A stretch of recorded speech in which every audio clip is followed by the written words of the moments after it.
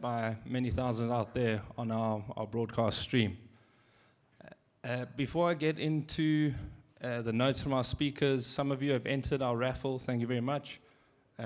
Cameron is going to be drawing names and numbers out of what he tells me is a random generator. And we have gin, and we have a case of wine up for grabs, and one of Russell's books. So Cam, thanks Cam. If you could draw the first lucky number out of the hat, please. Number 12. Do you have a number 12 in attendance?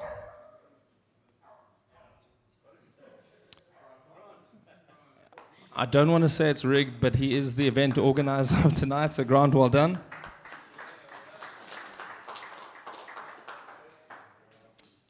Cam, if you will, another number. Number 19.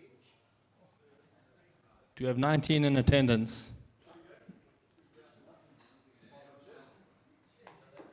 Well done, number 19. Cam, if you will, another number.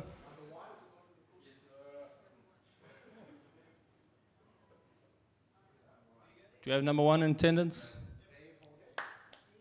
Congratulations, Dave. And the box of wine is next, which is number 6.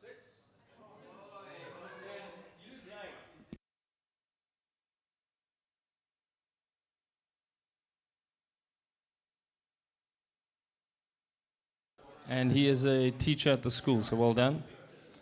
And then last but not least, we're going to be giving away one of the books we're here to launch. So Cam, if you will. Number 14. Is that one of Jan de Waal's ghost numbers? No, that is 13, so that's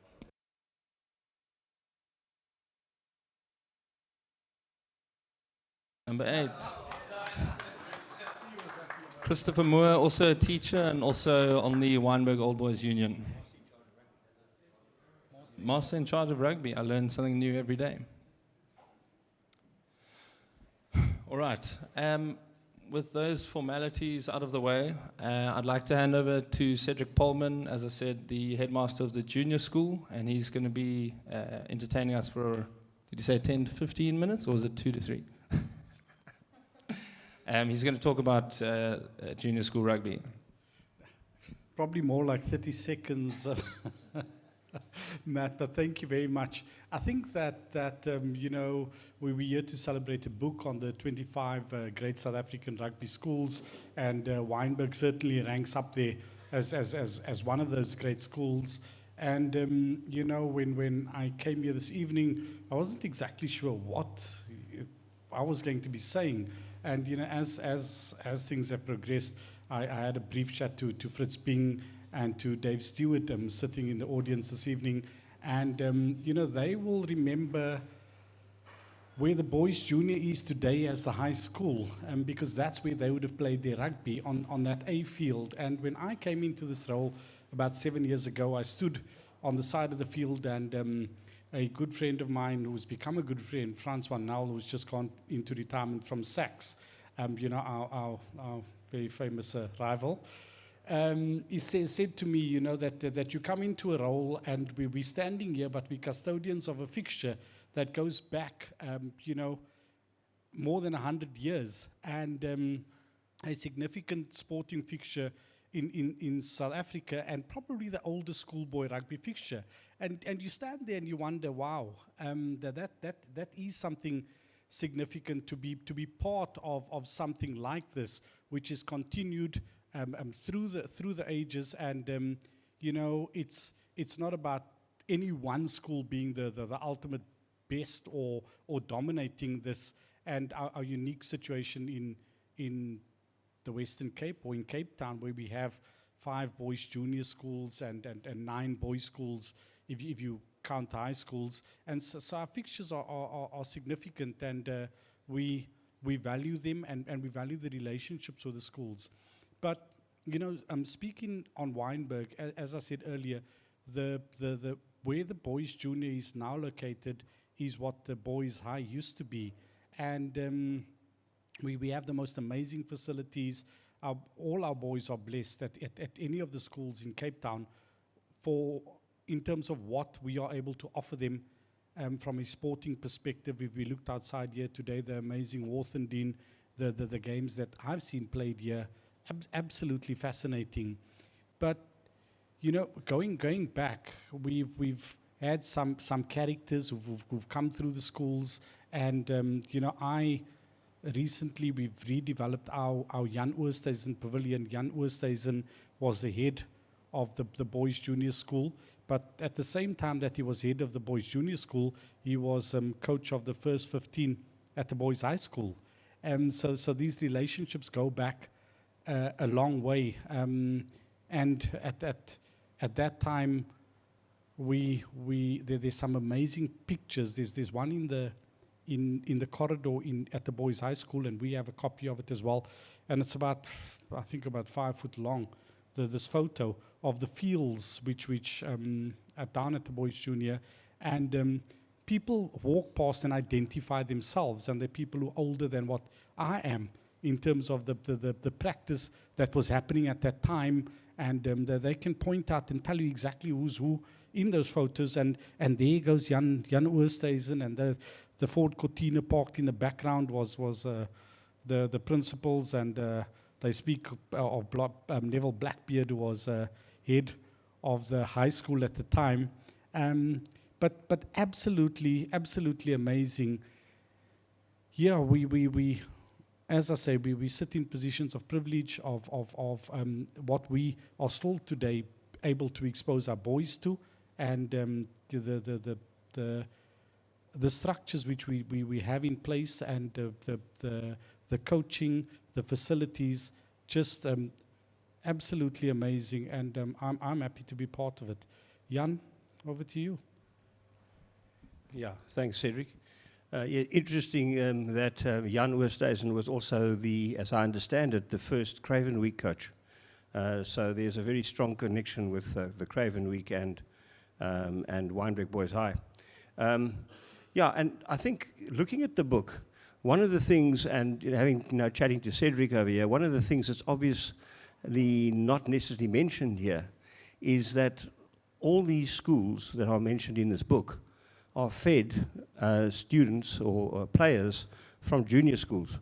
And having been a junior school head myself, I think very often the role of junior school rugby coaches or coaches in any sport is not acknowledged. And you know, that love for the game and there's just absolute joy of going out and playing against your traditional rivals, that starts at junior school. And you know, we're lucky, we pick it up from the high school. So Cedric, just like to say, although the junior schools aren't mentioned in here, they are obviously very, very important. Now, there's some wonderful photographs and some wonderful stories in here, and you can make a lot of different connections. You look at different schools and you start saying, oh, you know, I didn't know that so-and-so went to that school, or so-and-so went to that school. Ah, those guys, they played in the same team, you know, when they were at school together. And sometimes you'd have a sort of you know, a prominent cricket player and a prominent rugby player in the same team. And I think over the years, these schools that are mentioned here have fed the majority of the national players in most of the sports. That thankfully is changing now, and I think there are people coming through from other schools, which is fantastic. And I was speaking to Don earlier and saying, well, maybe you need to do another one for the next 25 schools, who might be the greatest ones in a couple of years' time. But looking at the Wynberg section, the best photograph in the book is on page 307. When you get the book, you can look there. There's definitely the best photograph in the book is on page 307. But alluding to the junior school and the Wynberg Boys Junior, Wynberg Boys High, there's obviously a great connection between the two schools. We share the same badge, we share the same, you know, ethos. So, you know, we're very, very close. And one of the funny, well, not funny things, but coincidental things is that Jan Oosthuizen was the head of the junior school and Neville Blackbeard was the head of the high school. And Jan Oosthuizen was the coach of the first rugby side. And you know how critical parents can be of the coach. So I often wonder what Neville Blackbeard said about Jan Oosthuizen's coaching. But the other thing also is that their sons both played in the same team, which I think is probably quite unique, that there's two heads of the high school and the junior school. The one is the coach, the other one is the principal of the high school, and their sons both play in the same team. But that's all a long time ago. And, you know, time's moved on. The game is very different now. And it's very nice to have Ben next to me here. And Ben, I don't know if they told you what you have to say, or what you should say. But if they did, you one up on me. So I'm going to hand over to Ben just to tell us a little bit about his experience of rugby no, not Ben. Ben, sorry. I must have breathed on this one or something. It's fine. Enjoy that one.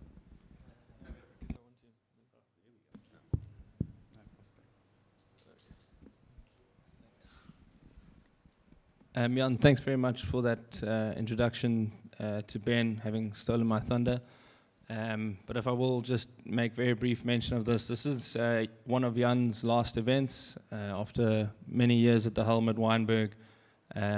He's going off into retirement and taking up a role with the Old Boys Union, who and by which he'll remain involved at the school. Ben, if you will. Yeah.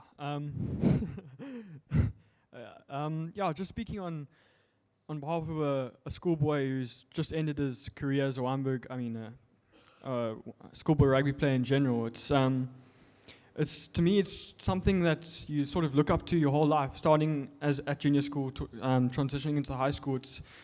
I think we all know that the South African schoolboy rugby system is one like no other, and probably one of the best in the world. And it's obviously just a boy starting out in junior school, grassroots rugby, barefoot rugby. You just it's pure, it's just about the love of the game and the pure love of the game. And I think that's what's so special, as Jan alluded to. And obviously the transition to high school, the crowds, the spectators, there's something special about South African schoolboy rugby, and it's just something you look forward to your whole career. And I think it's just amazing playing in such a competitive league with, as we can see, 25 amazing schools, and specifically, obviously in the Western Cape, my experience, the boys' schools, and obviously the Paul schools as well. But it's an amazing experience, and obviously it's bitterly disappointing to me that I didn't get to fully experience that over the last 2 years.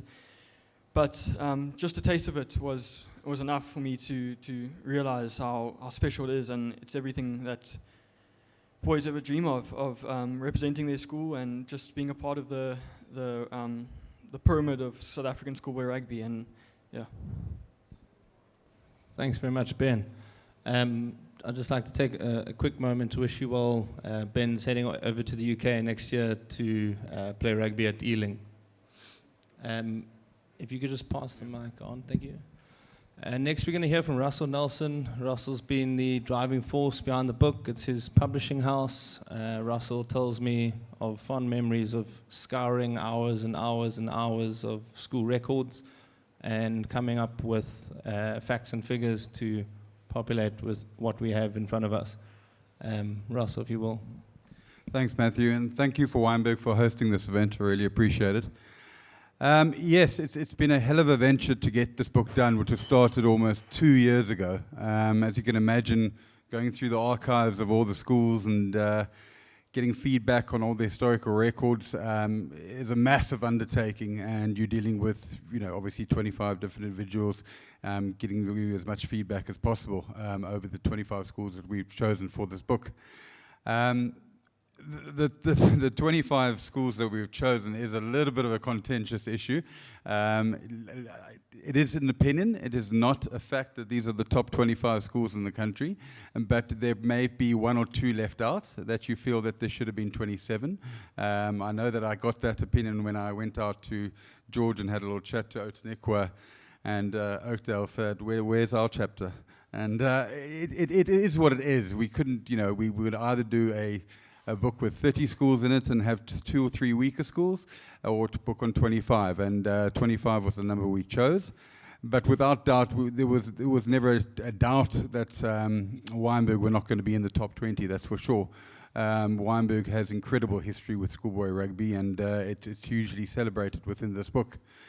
The reason we chose to do it, and it's funny that you had the wine there, we were working on pre-COVID, we were working on a book with 50 great wine farms in South Africa, and we were discussing that, and having chatted to one of your old boys, Adi Badenhorst, he was included in it, and what he said something interesting to me with regard to, and I'm just going off on a little tangent here, he talked about who decides what company we keep with regard to the wine industry, which is a very important topic. It wasn't a case of, we weren't judging, who the best was and who weren't. But with regard to the rugby schools, we found it was quite an easy decision.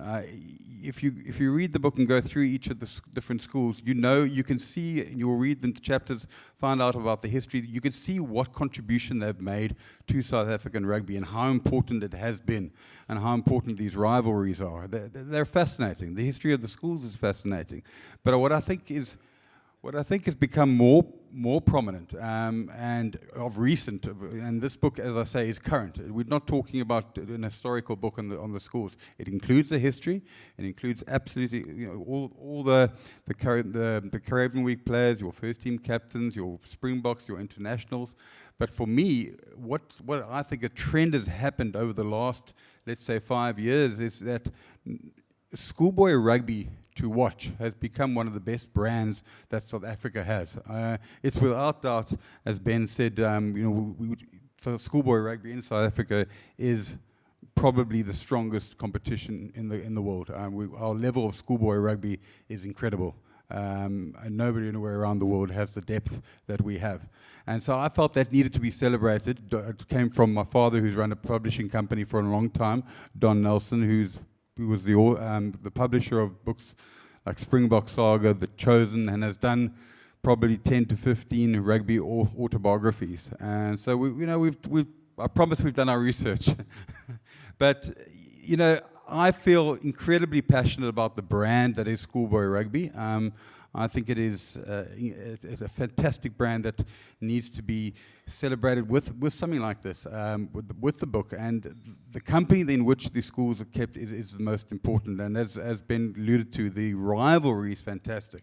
I think that whatever's going on with it, with Springbok rugby in South Africa, I think our domestic rugby at the moment with regard to provincial is, from a viewership, is flailing, and I think that we spoke about it earlier. The amount of online support that schoolboy rugby as a brand is receiving through last year through YouTube, and Robbie might chat a bit more about the SuperSport channel that's coming up next year that is only schoolboy rugby. It's fantastic. It's just proven that everyone has a thirst for schoolboy rugby. It's a wonderful brand of rugby to watch. It really is, and we've got phenomenal youngsters going into the professional era. So what we've done in the book is we have got a chapter dedicated to each school. And the quite nice thing is that each school has its own author. So you've got a different feeling for every chapter. It's not a chapter that has been written by one author going all the way through. It's the school representing itself, which is very important, I feel. We're not going to come out and critique other schools. I think it's very important that the school represent themselves and talk about their history and talk about what they're passionate about, their own schools and their first team, and what they feel their school's brand is all about. So you have 25 different authors giving different points of view in different schools, but why I keep mentioning it's very, very current. We celebrate the last 5-10 years, and you'll see the youngsters come through, and it's just, for me, it's a wonderful celebration of what is South African rugby and how the schools have contributed to our boys who play in the green and gold. And I hope you give it a good read and enjoy it. And we'll answer a few questions later, if that's okay, Matthew. I wanted to quickly mention, Ben, if you don't mind. we talk about schoolboy rugby a lot, and we talk about watching and the viewership. And I've got a son in the same grade as Ben, and I've been watching Ben since he was 11 years old. And I won't say what school I went to. We tried to encourage him to attend our school, and he's an incredible talent. And what I find is that schoolboy rugby, and talking about people like Ben and how he's progressed from watching him in under 12 playing at False Bay against Bishops, was an incredible game. It was a close game, and seeing this flyer suddenly take the ball from inside the 10-meter line, run the full length of the field and score this try. I quickly picked up my phone to my father and I said, "We found seriously one of a new Springbok, in my opinion. This, you've got a hell of a future, and I wish you all the luck. Really, give it your best, and we can't wait to see you back in South Africa playing." Okay, but I mean, what I'm getting at is, and I'm waffling a bit, is that schoolboy rugby gets us talking. It gets us talking about the other schools, remembering what we did and what the results were. And I remember playing you back in 1984 or whenever it was, and we won by 1 point. Nobody ever stops talking about that, wherever you develop and wherever you go after school, where you carry on playing professionally, not at all. You never forget your years of schoolboy rugby, and that's what I feel is the passion of the book. Awesome. Thanks, Russell.